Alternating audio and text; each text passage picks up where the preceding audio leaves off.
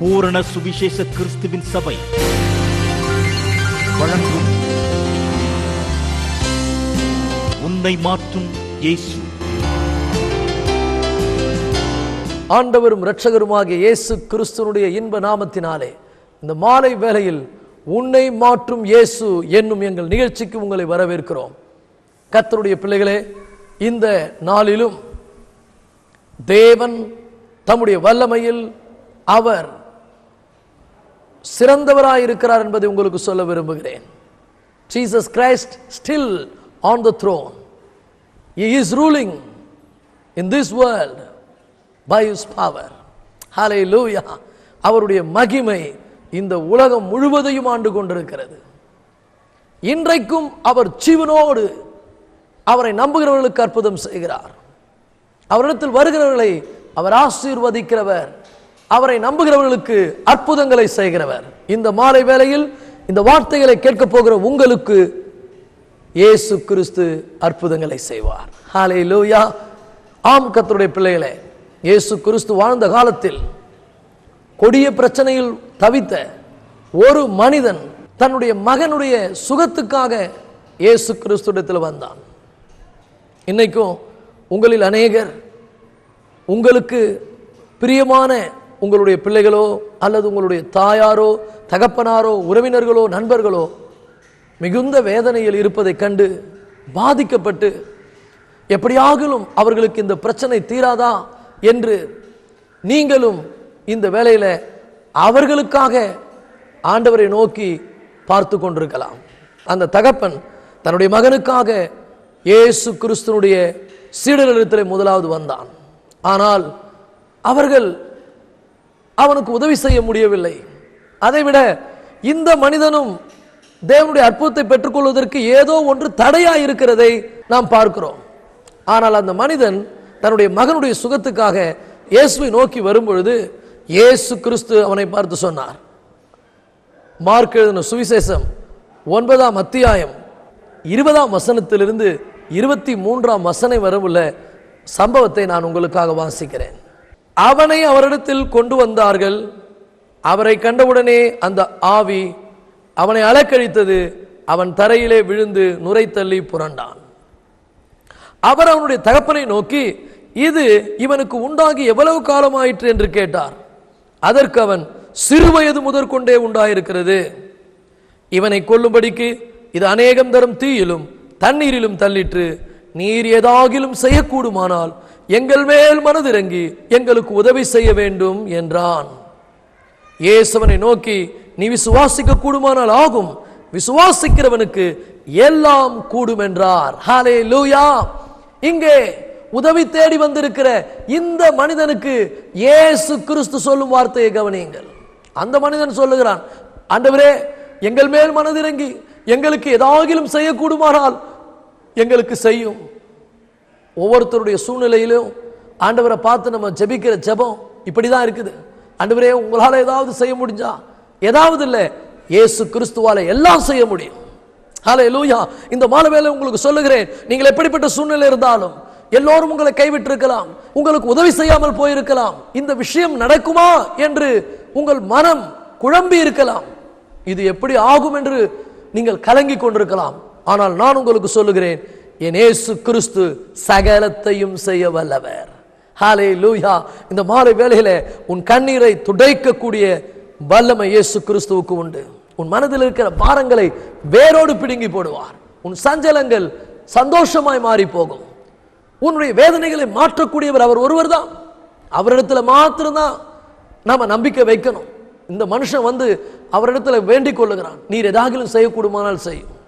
ஆனா இயேசு சொல்றாரு, நான் எல்லாம் செய்ய வல்லவர், ஆனால் உனக்கு நான் அற்புதம் செய்ய வேண்டுமானால் ஒரு சட்டம் இருக்கிறது, அதன் அடிப்படையில் தான் நான் கிரியை செய்ய முடியும். 23ஆம் வசனத்தில் இயேசு சொல்வதை கவனிங்கள். இயேசுவை நோக்கி, நீ விசுவாசிக்க கூடுமானால் ஆகும், விசுவாசிக்கிறவனுக்கு எல்லாம் கூடும் என்றார். அவன் சொல்றான், ஆண்டவரே, உம்மால் ஏதாவது செய்யக்கூடுமானால் என் மேல் மனதிறங்கி எனக்கு செய்யும். ஆனா ஆண்டவர் என்ன சொல்ல பாருங்க, நீ விசுவாசிக்க கூடுமானால் உனக்கு ஆகும், விசுவாசிக்கிறவனுக்கு எல்லாம் கூடுன்றார். கவனிங்க, அவன் சொல்றான் நீர் ஏதாகிலும் செய்யும். ஆனா இயேசு சொல்றாரு, இல்ல, நீ விசுவாசிக்க கூடுமானால் எல்லாம் ஆகும், விசுவாசிக்கிறவனுக்கு எல்லாம் கூடும். ஏனென்று சொன்னால் தேவனை செயல்பட வைப்பது உங்கள் விசுவாசம். இந்த மாலை பொழுதுல நீங்க எந்த ஊர்ல இருந்து இந்த நிகழ்ச்சியை பார்த்து கொண்டிருந்தாலும் சரி, எப்படிப்பட்ட ஒரு இக்கட்டான சூழ்நிலையில நீங்கள் வாழ்ந்து கொண்டிருந்தாலும் சரி, ஒருவேளை எல்லாம் கைவிட்டு எதுவுமே இனிமே நடக்க போறதில்ல, அவ்வளவுதான் எல்லாம் முடிஞ்சிருச்சு அப்படின்னு நீங்க ஒருவேளை உங்களுடைய மனசுல ஒரு முடிவை நீங்கள் எடுத்திருக்கலாம். அவ்வளவுதான், இனிமே என்ன இருக்குது, எல்லாம் முடிஞ்சிருச்சுன்னு நீங்க நினைச்சிருக்கலாம். ஆனா நான் உங்களுக்கு சொல்லுகிறேன், கர்த்தருடைய பிள்ளைகளே, நீங்க யாரா இருந்தாலும் சரி, இயேசுவை விசுவாசிப்பீர்களானால் உங்களுக்குள்ளே அவர் அற்புதங்களை செய்ய முடியும். இயேசுவை விசுவாசிக்க கூடுமானால் உங்களுக்கு ஆகும். இயேசுவை விசுவாசிக்கிறவனுக்கு எல்லாம் கூடும். ஆம், இதுதான் சட்டம். அவரை விசுவாசிக்கிறவன் ஒருபோதும் வெட்கப்பட்டு போவதில்லை. ஹல்லேலூயா. இந்த மாலை பொழுதுல உங்கள் யாவருக்கும் நான் சொல்லுகிறேன், கர்த்தருடைய பிள்ளைகளே, இயேசு கிறிஸ்து எல்லாம் வல்லவர் தான். அவரால் எல்லாம் செய்ய முடியும். எல்லாவற்றையும் மாற்றக்கூடியவர் தான். எல்லாம் வல்ல தேவனவர். அப்படி இருப்பினும் உங்களுக்கு சொல்லுகிறேன், நீ விசுவாசிக்க முடியுமா அவரை? இயேசுவே, உம்மால் மாத்திரம்தான் என்னுடைய பிரச்சனை தீரும், நீர் மாத்திரம்தான் என் பிரச்சனையை தீர்க்கிறவர், இந்த மாலை வேளையில எனக்கு உதவி செய்யும் அப்பா, அப்படி என்று முழு விசுவாசத்தோடு அவரை நோக்கி பார்ப்பீர்களானால் நிச்சயமா அவர் உங்களுக்கு உதவி செய்வார். எபிரேயருக்கு எழுதின நிருபம் 6ஆம் அதிகாரம் 11ஆம் வசனம் சொல்லுவது என்ன தெரியுமா? விசுவாசம் இல்லாமல் தேவனுக்கு பிரியமாய் இருப்பது கூடாத காரியம். விசுவாசிக்கிறவன் அவர் உண்டென்றும் தம்மை தேடுகிற யாவருக்கும் பலன் அளிக்கிறவர் என்றும் விசுவாசிக்க வேண்டும் என்று வேதம் சொல்லுகிறது. இந்த மாலை பொழுதுல எனக்கு அருமையான தேவனுடைய பிள்ளைகளே, நீங்கள் எப்படிப்பட்ட சூழ்நிலையில் இருந்தாலும், நீங்கள் எந்த நிலைமையில் இருந்தாலும், நீங்கள் யாராயிருந்தாலும் அதை பற்றி கவலை இல்லை. இயேசு கிறிஸ்து உனக்கு அற்புதங்களை செய்யக்கூடிய தேவன். ஆனால் நீ அவரை விசுவாசிப்பானால் போதும். விசுவாசம் சக்தி உள்ளது. அவர் மீது, அவர் எல்லாம் வல்லவர், அவரால் எல்லாம் முடியும். என் சூழ்நிலை அவர் தான் மாற்ற முடியும். இந்த பிரச்சனை அவர் தான் தீர்க்க முடியும். இன்னொன்று சொல்றேன் கேட்டுங்க, அவரை தவிர வேற யாராலும் தீர்க்க முடியாது. உன்னுடைய பிரச்சனையை மாத்திரமல்ல, உன்னையே அவர் தலைகீழாய் மாற்றி விடுவார். உன்னுடைய சுபாவத்தை மாற்றுவார், உன்னுடைய எண்ணங்களை மாற்றுவார், உன்னை சிறந்த ஒரு மனிதனாக வைப்பார். எல்லாரும் பார்த்து ஆச்சரியப்படுற அளவுக்கு உங்க வாழ்க்கை இருக்கும். அப்படிப்பட்ட வல்லமை இயேசுவிடத்தில் இருக்கிறது. அதனாலதான் வேதத்தில் ரொம்ப தெளிவாக சொல்லப்பட்டிருக்குது, விசுவாசம் இல்லாமல் தேவனுக்கு பிரியமா இருப்பது கூடாத காரியம். விசுவாசிக்கிறவன் அவர் உண்டென்றும் தம்மை தேடுகிறவர்களுக்கு பலன் அளிக்கிறவர் என்றும் விசுவாசிக்க வேண்டும். ஹல்லேலூயா. இந்த வேளையில நாம் அவரை தேடுகிற வேளையில, அவரை எதிர்பார்க்கின்ற வேளையில, நீர் மாத்திரம் ஆண்டவர் இந்த சூழ்நிலையை மாற்ற முடியும். நீர் மாத்திரம் ஆண்டவரே என்னுடைய கணவருடைய கெட்ட பழக்கத்திலிருந்து விடுதலை ஆக்க முடியும். நீர் ஒருவர் மாத்திரம் ஆண்டவரே அவர்களுடைய தீய வழிகளிலிருந்து அவர்களை மாற்ற முடியும் என்று உறுதியோடு நீங்கள் நம்புவீர்களானால், அது ஒருவேளை உங்களுடைய பிள்ளைகளுடைய பிரச்சனையா இருக்கலாம், அல்லது உன்னுடைய கணவருடைய பிரச்சனையா இருக்கலாம், கெட்ட பழக்க வழக்கங்களுக்கு, தவறான சவகாசத்துக்கு அடிமையாக இருக்கலாம். இயேசு கிறிஸ்து நோயையும் பேயையும் மாத்திரம் இல்ல, ஒருவனுடைய கெட்ட எண்ணங்களையும் மாற்றக்கூடிய தேவன், ஒருவனுடைய பாவத்தை நீக்கக்கூடிய வல்லவர், பாவத்திலிருந்து விடுதலை கொடுக்கக்கூடிய ஒரு சக்தி இந்த உலகத்தில் உண்டானால் அது இயேசு கிறிஸ்து. அவரை நம்பி அவரை நோக்கி பார்க்கிற உங்க ஒவ்வொருவருக்கும் அவர் உதவி செய்வார். இந்த வசனத்தில் அதுதான் நாம் பார்க்கிறோம். ஆண்டவர் விசுவாசத்தை மதிக்கின்ற தேவன். நீ நம்புற நம்பிக்கையை அவர் ஒருபோதும் அவமதிக்க மாட்டார். நீ விசுவாசித்தால் எல்லாம் ஆகும். அப்போ இந்த மாலை பொழுதுல இந்த தொலைக்காட்சி நிகழ்ச்சியை பார்த்து கொண்டிருக்கிற எனக்கு அருமையான கர்த்தருடைய பிள்ளைகளே, இந்த வார்த்தையை நான் உங்களுக்கு முன்பாக வைக்கிறேன்.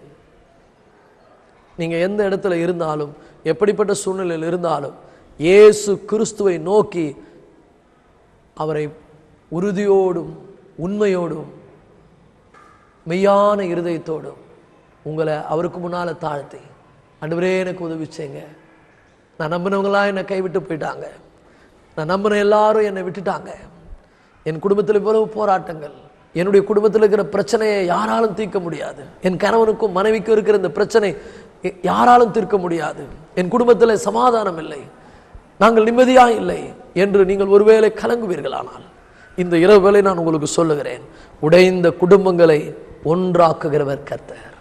ஹல்லேலூயா. கணவனையும் மனைவியையும் எப்படி அவர் ஆரம்பத்தில் நினைச்சாரோ அதே மாதிரி திரும்ப ஒரு அன்பினால உங்களை அவர் இணைப்பார். உடைந்த உங்க குடும்பம் ஒன்று சேரும். உடைய கணவர் நல்ல முறையில் திரும்பி வருவார். உங்கள் பிள்ளைகள் சிறப்பானவர்களாய் மாறுவார்கள். உங்கள் குடும்பத்தில் இருக்கிற வேதனைகள் தீரும். உங்களுடைய எல்லா பண கஷ்டங்களை அவர் மாற்றுவார். உங்களை பூரணராயும் நிறைவுள்ளவர்களாயும் மாற்றும் வல்லமை கர்த்தராகிய இயேசு கிறிஸ்துவிடத்தில் உண்டு. ஹல்லேலூயா.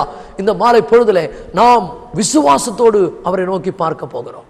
கண்களை மூடி ஆண்டவர் சொன்ன வார்த்தை என்ன மனசுல வச்சுங்க. நீ விசுவாசிக்க கூடுமானால் உனக்கு ஆகும், விசுவாசிக்கிறவனுக்கு எல்லாம் கூடும்னு சொல்லியிருக்கிறாரு.